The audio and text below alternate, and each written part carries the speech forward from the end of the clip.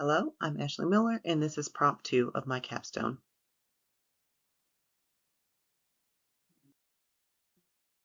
In this prompt, I will present a revised math lesson centered on measurement, incorporating reflection as a best practice to support all learners and enhance the overall lesson. I chose to integrate ELA standards by including a read aloud of Inch by Inch by Leo Lionni and a word study on the multisyllabic character trait, clever, associated with the main story's main character. Students engaged in finding a synonym, antonym, and definition for the word, and then use it in a sentence. You will also observe collaborative group work and differentiated math activities that promote an engaging math lesson. Reflection plays a crucial role in my teaching. It helps me evaluate my lessons and adjust them to improve student outcomes. I reflect by collaborating with colleagues during planning sessions, using data to guide my instruction, and internalizing lessons to ensure they meet my students' needs. For example, after analyzing student performance data, I can see what worked and where I need to adjust my approach. By constantly thinking about the what and the why of my teaching methods, I can continuously refine my practices and enhance the learning experiences for my students. I rely on peer collaboration as an important part of my growth. When we engage in collaborative planning, my colleagues provide valuable feedback and share strategies that push me to reflect and improve on my practices. Peer observation is another great tool. I often invite peers to observe my lessons and they offer constructive, non-evaluative feedback. Watching how they handle their own classrooms also gives me new insights and ideas. This collaboration helps me stay open to new approaches and keeps me on a path of continuous improvement. My prior knowledge and experiences with my students strongly shape how I grow as a teacher. Working with ELL learners, gifted students, and teaching in a Title I school have given me a deep understanding of different student needs. Reflecting on these experiences, I have student data to help me tailor my lessons and address specific challenges in the classroom. During collaborative planning sessions, I draw on this experience to better align my lessons with both the curriculum and the unique needs of my students. This ongoing reflection helps me become more effective and responsive in my teaching. In this lesson, I feel that I addressed some learners well, but not all. While I used a whole group worksheet to work students through sample problems, it may not have fully met the diverse needs in my classroom, especially those who need more hands-on or collaborative learning experiences. The exit ticket gave me a quick check on their understanding, but it wasn't enough to support those who needed more differentiation. So what worked with this prior lesson plan was the whole group walkthrough of sample problems, helped some students understand the basic concept of measuring to the nearest inch. The exit ticket provided immediate feedback on who grasped the lesson and who needed more support. What didn't work was the center work. It was so unrelated to the main topic and reinforced previously taught concepts, which may have confused students or caused a disconnect from the day's focus lesson. The lesson lacked collaborative opportunities, which could have helped students work through their understanding together. Although the assignment was rigorous, it didn't engage students in a way that made them eager to dive into the content. I didn't fully integrate other content areas in this lesson. The focus was solely on math with no tie-ins to other subjects or real-world applications that could make the content more engaging. To improve, I would integrate more cross-curricular strategies to practice measurement and data analysis. I'd also incorporate collaborative work and more engaging hands-on activities to ensure a better balance of content areas and student engagement. All right. Let's take a look at my revised All right. follow-up math whole So, group what's our lesson learning after reading the target today? story inch by Where's our inch. learning target? Students are blurred to ensure On the privacy whiteboard. protection. So for math today, what's our learning target? What does it say? I can reason about relative sizes of Customary units. units. So I can reason about relative sizes of customary units. Ooh, lots of fancy words, right? Okay. When we reason, what do? We think, we use our minds, okay? We did a little bit of that yesterday. We use our schema. We did a little bit of that yesterday when we had to estimate. Estimate is like coming up with kind of like a guess to measure certain things, right? And we used what tool did we use? What's it called? A ruler. A ruler. We used a ruler to measure. First we estimated lengths, then we actually measured using the ruler. We're going to do the same thing today, okay? Again. This time, yesterday we used measurements to the nearest inch. Today we're doing inches and feet. Okay? All right. So now let's estimate. Ready? How long is this fish in inches? So I'm going to use my schema. Let's look at this fish. I see there's a child there. Think about it. If I can guess how long this fish is in inches, what would I do? How long will it be?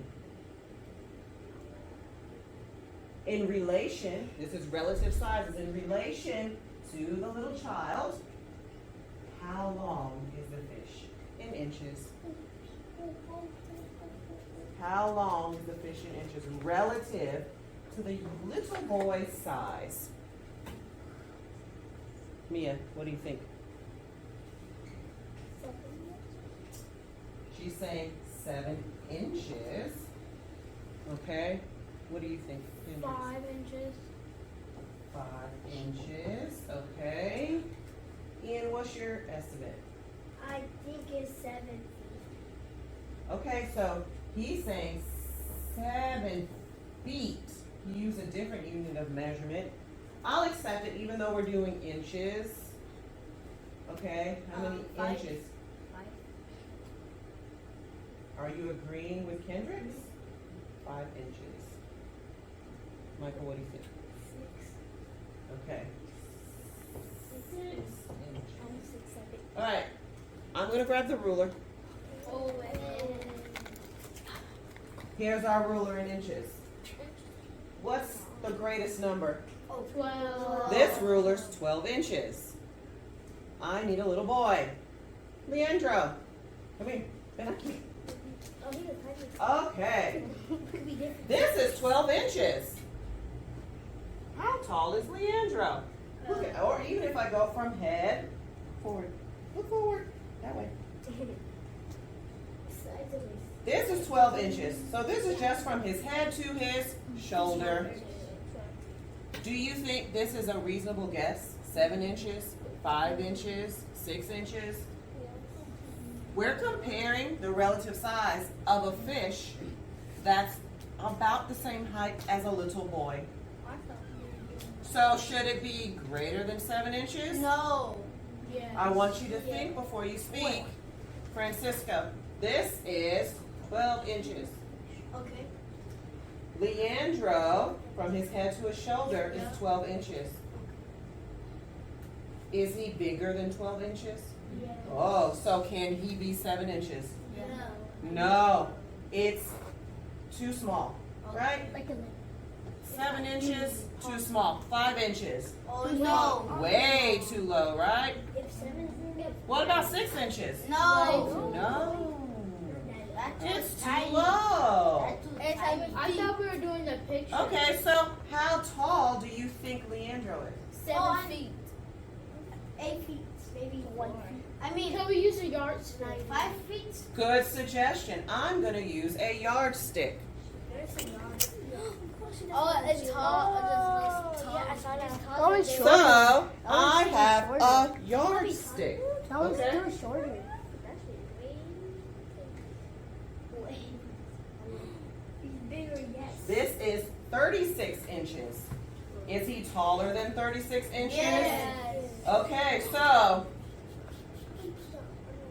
7 feet is equal to how many inches? 84 inches. Do you think this is just right or too tall? Just right. Tall. I agree with you, Francisco. It's too tall. Too high, 84 inches. That's too much because this is 36 inches. What's the just right amount? 40. This is 36, and we know one ruler is 12. What could we do with 36 and 12? Put it together. Maybe add it together. What's 36 plus 12? Someone raise a silent hand. And 48. Do you think 48 is a just right amount? Yes. That means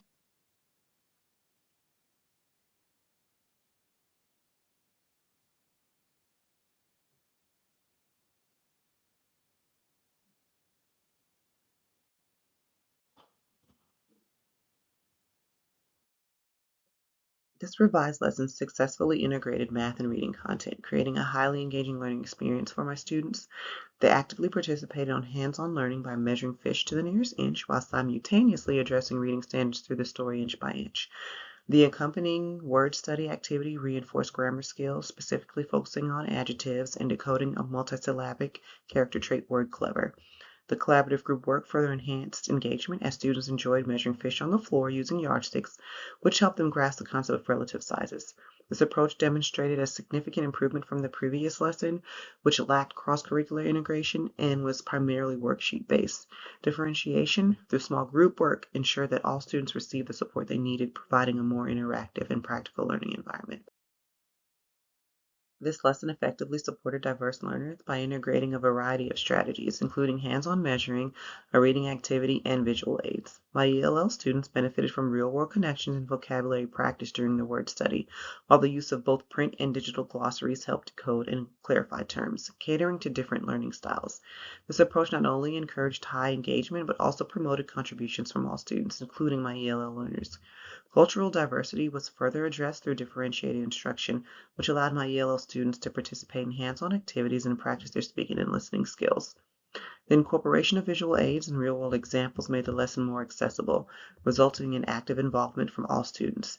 The contributions demonstrated a deeper understanding of the material, making the lessons a success. Engagement was significantly higher due to the integration of reading and math, as students were excited to connect the story to the math activity and enjoy the interactive word study. The hands-on approach and group work significantly improved participation compared to the previous lesson. Looking ahead, I plan to continue incorporating cross-curricular activities and provide more opportunities for students to connect their learning to real-world problems. By maintaining a focus on real-world applications and collaborative learning, I aim to sustain high levels of engagement in future lessons. Were there changes in student engagement? Did student learning change as a result of the revised lesson? I would say yes. Student engagement increased significantly due to the interactive and integrated nature of the lesson.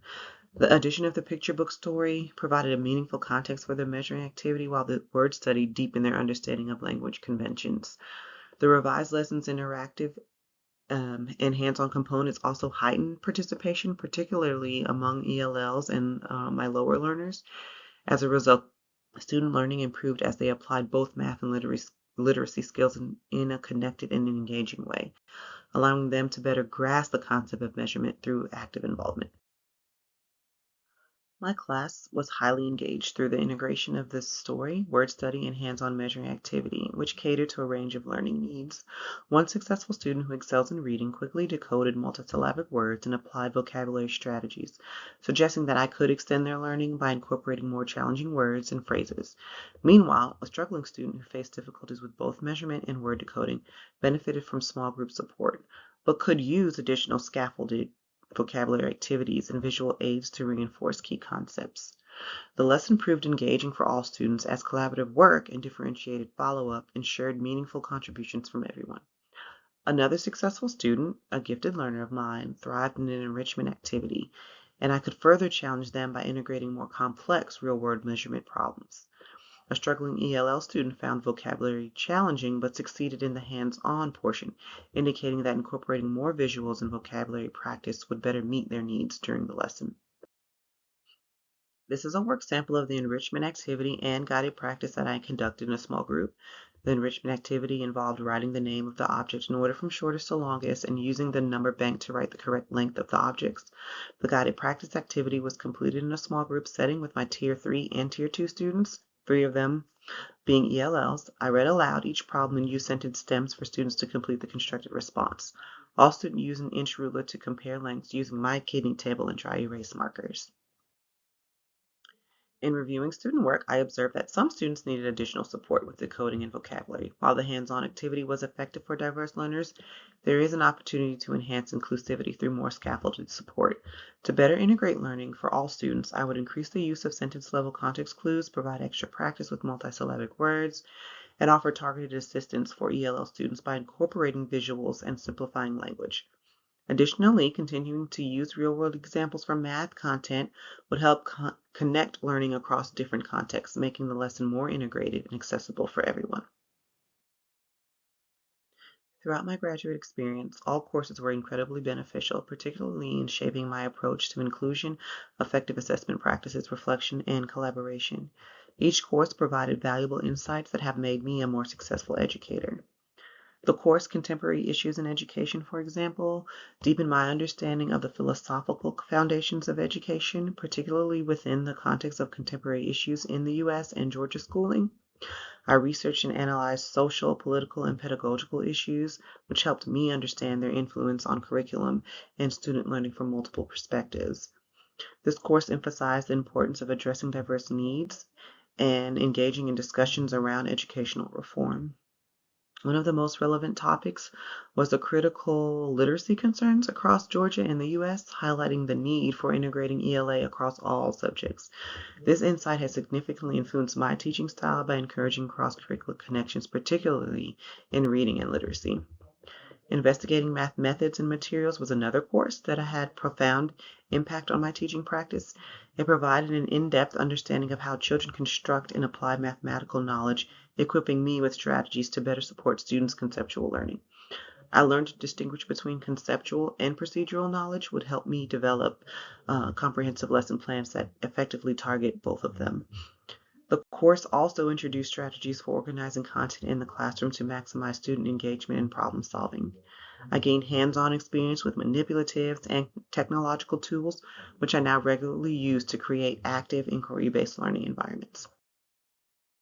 While these courses greatly enhanced my teaching, an area that could have been further developed is advanced differentiation techniques for addressing the specific needs of gifted students and ELL learners simultaneously. More targeted training in this area would have strengthened my ability to meet the needs of all learners more effectively. This concludes my prompt 2. Thank you for listening.